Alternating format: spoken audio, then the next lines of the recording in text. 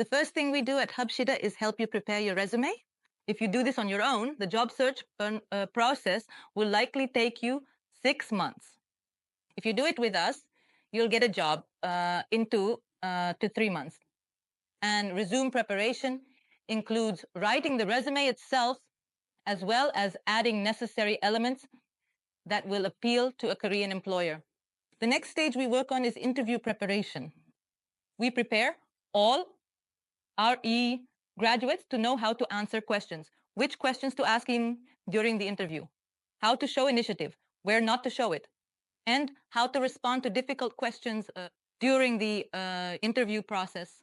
Often, Korean companies evaluate your performance in the first 2 to 3 months, and if it does not meet their expectations, or if they see that your soft skills do not quite fit the Korean, so to speak, corporate spirit, then there is likely a risk of dismissal. To prevent this from happening, and we support our students and provide advice, give tips, and assist them in every way so that after they get a job, they remain in it. The first expectation that foreigners probably encounter when coming to Korea is that the salaries here are very high. As everyone believes that South Korea is a high-tech country, a wealthy country, so they expect that the salaries here are, well, not lower than American ones or something, but rather in the same range as European ones. Most likely, no. If you are at an entry-level junior position, or maybe even a middle position, the salaries maybe will probably be about 1.5 times lower than American ones. And this is probably the most common disappointment or misconception among foreigners who think they will come to South Korea and immediately find a very high-paying job. Then salaries increase. Accordingly, you can achieve a good income. But for that, you will need to build a career. The second disappointment and expectation, rather, which doesn't quite align with reality, is that you will quickly build a career and rapidly advance due to your skills. In Korea, not only hard skills are valued, and even if you are a highly qualified specialist with extensive work experience, it doesn't necessarily mean that you will quickly advance. Korean companies highly value loyalty, and it takes time to demonstrate it. In other words, the metrics here are a bit different.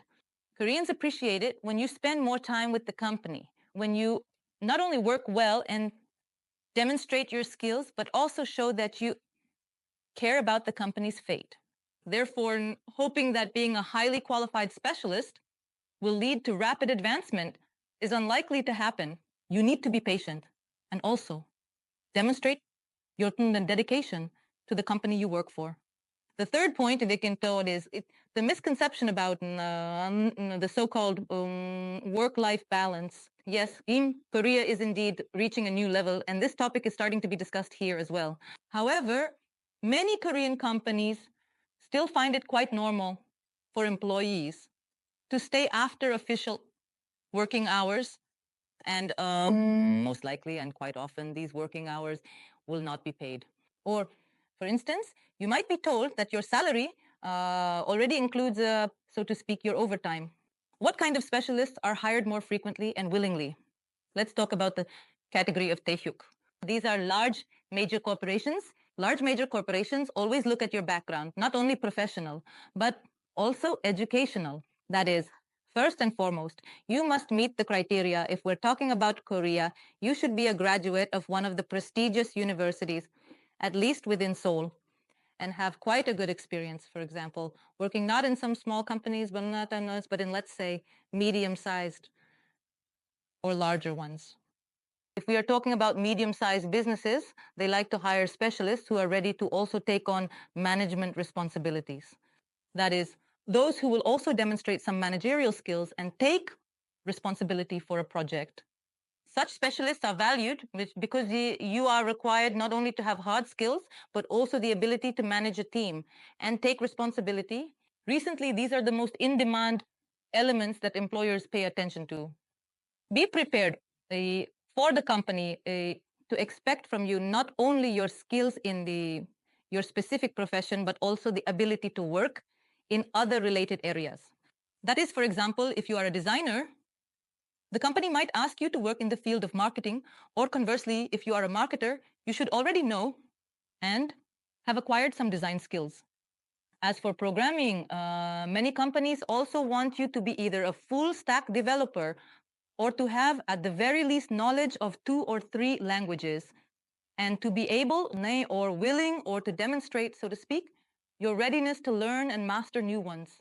About cultural barriers, there is an unspoken rule that if the boss doesn't leave work and continues working even after 6, it's as if you also can't quite leave work and say goodbye. However, in a few Korean companies, this is already changing. But you can still encounter, so to speak, such an attitude because, once again, it demonstrates your commitment to the company and your willingness to fully dedicate yourself for the prosperity of the company. The second point is that you will most likely have to have lunch with your colleagues, even if you want to be alone or just eat quietly while looking at your phone. Most likely, for your own benefit and for maintaining good relationships within the company, you will have to do this with your colleagues, right? Entertain them, perhaps engage in conversation, ask questions, and so to speak, create a team spirit. Since Korean companies have a different metric, you will most likely have to spend the entire workday in front of the computer. That is, you are unlikely to have, so to speak, the freedom to move around the office or the opportunity to freely pour yourself a coffee, sit somewhere, and look out the window while sipping that coffee. And most of the time, the boss will expect you to be looking at the screen, typing something. Even if you're just typing something not very important, you need to make it look like you're working. And this is, so to speak, a feature of corporate Korean life as well. Finding a job without knowing Korean is quite possible, and Korean companies often even welcome and want to hire foreigners because they see it as an advantage. They see it as an opportunity to improve their English as well. But most likely, the best scenario is when you speak a little Korean as well as English. This way you can mix Korean and English. They can also learn English from you, and you can improve your Korean. If you don't know Korean at all, you will need to learn at least 10 to 20 basic words that you can use, occasionally inserting these Korean words into your English speech, which will also suit them just fine. If your knowledge of the Korean language is intermediate or higher, then you will have no problem finding a job.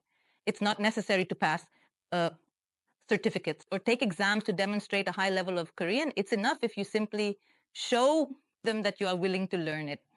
The level of Korean you currently have is sufficient for them to work and communicate with you. The first red flag is if during the interview they ask you how you feel about overtime. If the company asks you this question right at the interview, how do you feel about overtime? This is more of a red flag, or rather a direct, let's say, a statement from the company that they exist, and most likely they will be unpaid. Maybe the company will feed you and quite possibly even provide you with lodging. But if I were asked about overtime in an interview, I would most likely you'll already know for sure that I would have to stay after official working hours. Another red flag is if the company calls you and starts interviewing you over the phone. That is, they don't invite you in person, but start, let's say, conducting the interview themselves, asking questions predictably about salary. This is all done with the aim, let's say, of saving time. And most likely, such a company is not serious. And this could be a sign that the company is looking for employees only for a specific project and not interested in hiring you for the long term. If you got a job and at some point the company director states that this month he will delay your salary, then this is a direct red flag that most likely the salary might come, well, a month, 2 or 3 later, or in the worst case, not at all. Therefore, at the moment when you are told about a salary delay, it makes sense to start looking for another job